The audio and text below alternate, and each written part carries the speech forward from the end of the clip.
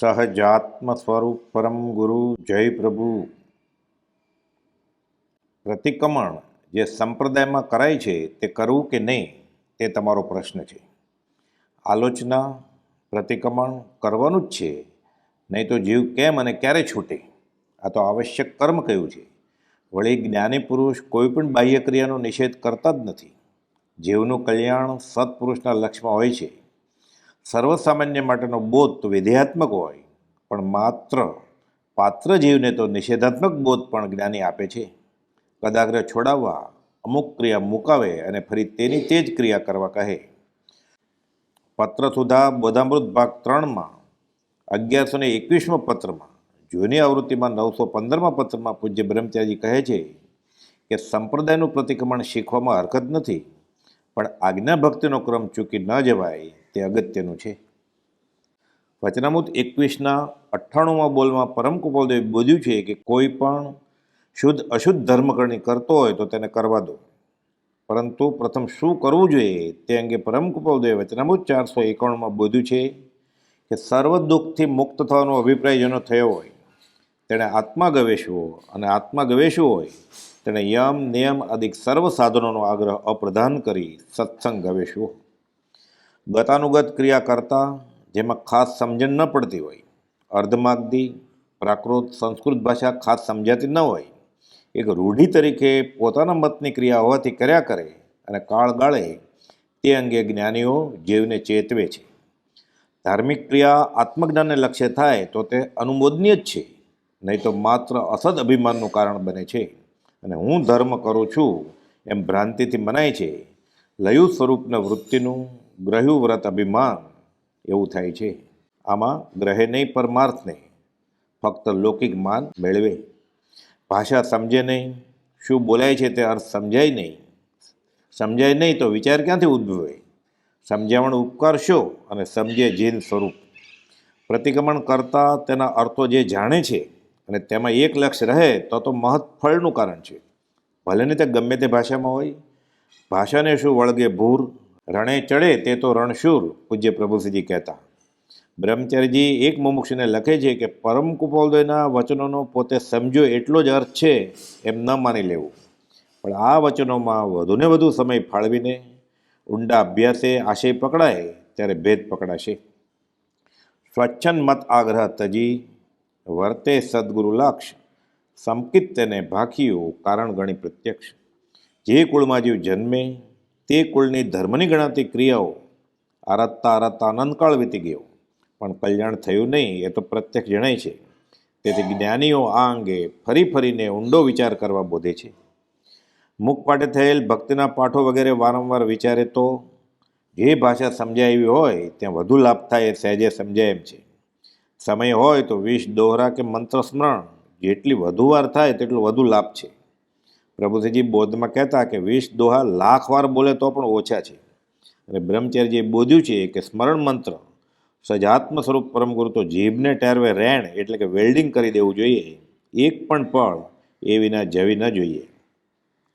પત્રસુધા બોધામૃત ભાગ 3 1209માં પત્રમાં, જૂની આવૃત્તિમાં 979માં પત્રમાં પૂજ્ય બ્રહ્મચારીજી લખે છે કે પરમ કૃપાલદેવના વચનોમાં જ અવકાશનો બધો વખત જીવ ગાળે, એટલે કોઈક વખત વાંચે, કોઈક વખત વિશેષ વિચારે, કોઈક વખત ગોખે, કોઈક વખત વિચારેલું લખે. આમ તે વચનોની પાછળ પડવાથી શ્રુત ભક્તિ થાય છે. સંકિત પ્રાપ્તિનો આ જ માર્ગ છે.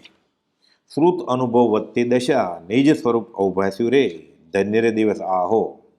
સ્મરણ મંત્રનો અભ્યાસ વારંવાર કરે તો તેનું મહત્ ફળ છે. અને સ્મરણ છે તે માત્ર પરમ કૃપાલદેવનું સ્વરૂપ જ છે, અને નિશ્ચયને પોતાનું સ્વરૂપ પણ તે જ છે. તે મંત્ર જપતા યાદ રાખવાનું છે. પોતાને કયા ગુનાઓ નડે છે તે પણ સજાત્મ સ્વરૂપ પરમગુરુ મંત્રનો જાપ કરતા યાદ રાખવાનું છે. આ કાળના જીવોની પરમાદશા જોઈ પરમ કૃપાલદેવની દયા ઉગી નીકળી. કોઈ ક્રિયાજળ થઈ રહ્યા, શુષ્ક જ્ઞાનમાં કોઈ માને માર્ગ મોક્ષનો કરુણા ઉપજે જોઈ. રૂઢ ક્રિયા કરવાથી કેટલેક અંશે પુણ્ય બંધાય છે, અને જ્ઞાનીની આજ્ઞાએ આજ્ઞા ભક્તિ કરવાથી ઘાતિયા કર્મો ખપે છે અને કર્મોની નિજરા થાય છે. જેટલી ભક્તિથી સંપ્રદાયની ક્રિયાઓ કરે તેટલા જ ભાવથી આજ્ઞા ભક્તિ કરે, એ બેમાં વિશેષ હિત યોગ્ય શું છે એ વિચારતા સહેજે સમજાય એવું છે. એકમાં કેટલેક અંશે પુણ્ય બંધાય છે, બીજામાં નિર્જરાનો માર્ગ હાથ લાગ્યો. એકાંતે કોઈ ક્રિયાનો નિષેધ નથી, કેમ કે રૂઢિ પ્રમાણે કરાતી સંપ્રદાયની ક્રિયાઓ છોડી દે અને પરમ કપોલદેવની ભક્તિમાં પણ રસ ન આવે તો તતો ભ્રષ્ટ જેવું બનવા પામે. પત્ર સુધાના 974માં પત્રમાં, જૂની આવૃત્તિમાં 793માં પત્રમાં પૂજ્ય બ્રહ્મચારીજી લખે છે કે અહીં આગળ મુખ્ય તો આત્મજ્ઞાન થવાના નિમિત્તોને મુખ્ય કરવા અને પ્રતિક્રમણ આદિ ક્રિયાનો આગ્રહ ન રાખવાનો બોધ છે. સત્સંગે થયેલ આજ્ઞા આરાધવામાં વિશેષ હિત છે. શાસ્ત્રી મર્મ અંગે વિચારતા મુખ્યપણે 5મે ગુણસ્થાનકે પહોંચેલ સમ્યક દ્રષ્ટિ શ્રાવકને પ્રતિક્રમણ વગેરે બધી ક્રિયાઓ હોય છે અને તે નિર્જરાનું કારણ બને છે. જોકે આ જ ક્રિયાઓ માત્ર પુણ્ય બાંધવા માટે સંપ્રદાયની ક્રિયાઓ તરીકે કે ઓગયોગે નહીં કરતા પ્રાયશ્ચિત રૂપે કરવામાં આવે તો આત્માના લક્ષ્ય થતી કોઈ પણ ક્રિયાનો નિષેધ છે જ નહીં. પણ જબ તપ ઓર વ્રતાદિ સબ તહાં લગી ભ્રમરૂપ, જહાં લગી નહીં સંત કી પાઈ કૃપાનું. પાયા કી એ બાત હે નિચ્છંદન કો છોડ. પાયા કી બાત એટલે પાને કી મેળવવાની આ વાત છે. પાયા કી એટલે પાયાની, જેણે પ્રાપ્ત કર્યું તેની, તેઓના અનુભવની, અને પાયાની એટલે મૂળભૂત ફાઉન્ડેશનની વાત છે. પૂજ્ય પ્રભુજી કહેતા બધું કરજો પણ એટલું મેળવણ નાખજો, છૂટવા માટે કરું છું, બંધાવવા માટે નહીં. મુમુક્ષુ જીવે તો સવારે ઉઠીને અને રાત્રે સૂતા પહેલાં શાંતિપૂર્વક ક્ષમાપનાનો પાઠ બોલવો જોઈએ. રાત્રે અચાનક ઊંઘમાં દેહ પડી જાય અને અંતઃકરણપૂર્વક કરેલા ગુનાઓનું પ્રાયશ્ચિત ક્ષમાપના બોલતા બોલતા વિચારમાં લવાય તો મહৎ ફળનું કારણ થાય. શિવભૂતિ મુનિને ગુરુ આજ્ઞામાં રહેતા કૈવલ્ય પ્રગટ્યું. ખાસ કોઈ શાસ્ત્રીય સંપ્રદાયની ક્રિયા આવડતી નહીં.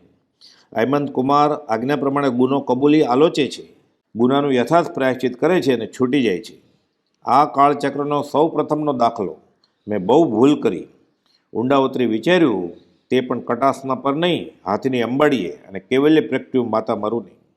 ધર્મ તો કછું ઓર રહા ઉન સાધન છે, મુખ આગળ હે ક બાત કહે. શરણ અને આશ્રય કરવાની વાત છે. વિષ દોહરા, યમ નિયમ, ક્ષમાપના જો ઉપયોગથી વંચાય વિચારાય તો આલોચના આદિમાં પ્રતિક્રમણમાં આવતા બધા ગુનાઓનો ઉલ્લેખ આવી જાય છે. અહીં તો દેવશી, રાયશી, પાક્ષિક, માસિક, ચોમાસિક કે સંવત્સરી પ્રતિક્રમણ નહીં, પણ અનંતકાળનું પ્રતિક્રમણ થાય છે. આગળ કરેલા પાપોનો હું પશ્ચાતાપ કરું છું. સહજાત્મ સ્વરૂપ પરમ ગુરુ.